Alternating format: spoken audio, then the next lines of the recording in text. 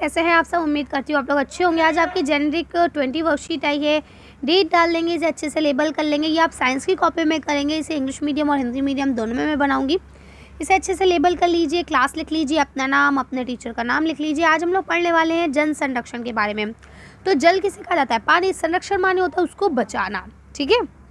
तो देखिए यहाँ लिखा है, हमारी पृथ्वी पर पीने योग्य पानी सीमित मात्रा में है, यानी कि ये लिमिटेड है, ठीक है। हमें पानी को साफ रखना चाहिए और इसे बर्बाद नहीं करना चाहिए। जब हम किसी चीज़ को बचाने का प्रयास करते हैं तो उसे संरक्षण कहते हैं, यानी कि जब हम किसी चीज़ को बचाते हैं तो उसको क्या कहा जाता है? संरक्षण। जल बचाया, जल संरक्षण, ठीक है। मृदा, मिट्टी बचाई, मिट्टी संरक्षण या मृदा संरक्षण, ठीक है। इसके बाद देखिए यहाँ पे आपको ये चार्ट दिया गया है, इसमें दिखाया गया है कि किस तरह से अगर हम मान लें कि हमारी पृथ्वी पर 100% पानी है तो उसमें से 97% यानी 97% पानी खारा है, 1% पानी सिर्फ पीने योग्य है और बाकी का 2% पानी जो है वो आपका जमा हुआ है, बर्फ़ की फॉर्म में है। ठीक है। चलिए अब यहाँ आपको पहला क्वेश्चन दिया गया है, हमें जल संरक्षण की आवश्यकता क्यों है? हमें क्यों ज़रूरत है कि हम पानी को बचाएं? तो चलिए इसका आंसर देखते हैं। तो देखिए आप इसका आंसर यहाँ से लिखेंगे, हमें जल संरक्षण की आवश्यकता इसलिए है क्योंकि पृथ्वी पर के पास जो सीमित मात्रा में ही पीने योग्य पानी है, ठीक है। पीने वाला जो पानी है वो सीमित मात्रा में, अगर हम उसे भी वेस्ट कर देंगे, उसे भी संरक्षित नहीं करेंगे तो एक दिन ऐसा आएगा कि हमारे पास पानी ही नहीं होगा पीने के लिए, ठीक है। चलिए आगे बढ़ते हैं। अब देखिए यहाँ पे आपको दिया गया है, पृथ्वी पर 1% से भी कम पानी पीने योग्य है। शेष पानी या तो खारा है या हिम नदों के रूप में जमा हुआ है, यानी कि या तो ग्लेशियर्स के फॉर्म में जमा हुआ है या फिर सारा खारा है, ठीक है। सिर्फ 1% से भी कम पानी ऐसा है जिसे हम पी सकते हैं। जैसे जैसे जनसंख्या बढ़ रही है, आप सब जानते हैं कि जनसंख्या बढ़ रही है, तो हमें इस चीज़ का ख्याल रखना होगा कि हमें पानी को कैसे और किस तरह से इस्तेमाल करना है। तो देखिए यहाँ लिखा है, पानी को संरक्षण करने के कुछ उपाय दिए गए हैं। जैसे लिखा है, ब्रश करते समय नल को बंद रखें, वर्षा जल को बचाएं, है ना। वर्षा जल को बचाने के लिए वर्षा जल संरक्षण करना, यानी उसको बचाना। इसके बाद लिखा है, नहाते समय बाल्टी या मग का इस्तेमाल करना, शावर से नहीं नहाना। इसके बाद लिखा है, उपयोग ना होने पर नल को बंद कर देना।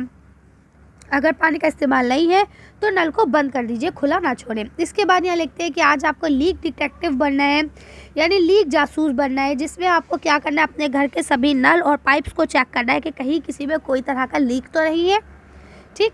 तो करेंगे आप लोग। चलिए आगे बढ़ते हैं। तो देखिए यहाँ आपको दिया गया है, स्वयं को जांचिए। पहला प्रश्न लिखा है, अपने घर में होने वाले उन गतिविधियों की सूची बनाइए जिनमें पानी इस्तेमाल होता है और उस गतिविधि में उपयोग होने वाले पानी का अंदाज़ा भी लगाइए और उसे लिखिए कि अंदाज़न आप कितना पानी इस्तेमाल करते होंगे।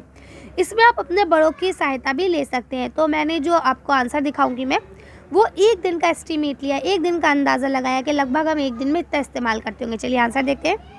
अब देखिए इसका आंसर आप यहाँ से लिखेंगे कि हम पीने के लिए लगभग 20 लीटर यूज़ करते हैं, कपड़े धोने के लिए 100 लीटर, सफाई करने के लिए 20 लीटर, बर्तन धोने में भी कम से कम 30 से 40 लीटर इस्तेमाल कर लेते हैं और नहाने में तो 100 लीटर इस्तेमाल आराम से कर लेते हैं, है ना। तो ये एक फैमिली का भी हो सकता है, ये एक प्रति व्यक्ति नहीं है, ये एक फैमिली का मैंने लिखा है, ठीक है। तो आप इसे कर सकते हैं। चलिए अगला क्वेश्चन पढ़ते हैं। अब देखिए यहाँ आपको सेकंड क्वेश्चन लिखा है, जन संरक्षण को बढ़ावा देने के लिए एक स्लोगन लिखिए। तो चलिए मैं आपको 2-4 स्लोगन दिखा देती हूँ, आपको जो सा पसंद आया उससे लिख लेंगे। तो देखिए यहाँ लिखा है, जल बचाओ, जीवन बचाओ, मानवता बचाओ और दुनिया बचाओ, ठीक है। आगे पढ़ते हैं। आप लिख सकते हैं ये वाला, अपने आसपास पानी बचाकर अपने आसपास के जीवन को बचाइए। यहाँ पे लिख सकते हैं, पानी को बर्बाद करने से पानी का संरक्षण करना बेहतर है। देखिए इनमें से कोई भी एक आप बनाएंगे। थोड़ा सा स्लोगन जब लिखते हैं तो पीछे बैकग्राउंड अच्छा बनाते हैं, जिस तरह से मैंने यहाँ पे आपको बैकग्राउंड बनाया है, तो कुछ बैकग्राउंड बनाने की कोशिश करते हैं और उसके बाद ही स्लोगन लिखा जाता है, ठीक है। चलिए आगे पढ़ते हैं। इसके अलावा आप ये भी लिख सकते हैं, जब तक कुआँ सूख नहीं जाता है तब तक पानी की कीमत का पता नहीं चलता, यानी कि अभी आपको पानी की कीमत का नहीं पता है, जैसे ही कुआँ सूख जाएगा, जिस दिन पानी ख़त्म हो जाएगा उस दिन आपको उस चीज़ का अंदाज़ा हो जाएगा। तो देखिए नेक्स्ट आपका एक और बताया है, पानी बचाओ और ये तुम्हें बचाएगा, यानी अगर आज तुम पानी बचाते हो तो फ्यूचर में पानी तुम्हें बचाएगा। अब यहाँ आपका आखिरी क्वेश्चन लिखा है, आप जल संरक्षण के लिए कौन सी अच्छी आदतें अपनाएंगे? तो अब आप इसमें 2 आदतें भी अपना सकते हैं, 5 भी अपना सकते हैं, 3 भी अपना सकते हैं, जितनी आप चाहें उतनी आदतें अपना सकते हैं। मैं आपको 5 आदतें बताऊंगी। चलिए आंसर देखते हैं। तो देखिए आप इसका आंसर यहाँ से लिखेंगे, उपयोग ना होने पर नल को बंद कर दें, नहाने के लिए बाल्टी और मग का प्रयोग करें। वर्षा जल का संचयन करें, यानी वर्षा जल को बचाएं, उसे संरक्षित करें।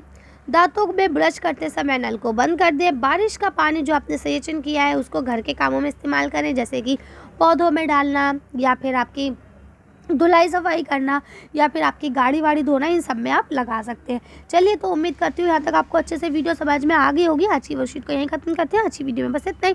अगर आपको हमारी वीडियो पसंद आई हो तो प्लीज़ इसे लाइक और शेयर करें। अगर अभी तक आपने हमारे चैनल को सब्सक्राइब नहीं किया तो प्लीज़ मेरे चैनल को सब्सक्राइब करें। Thank you for watching.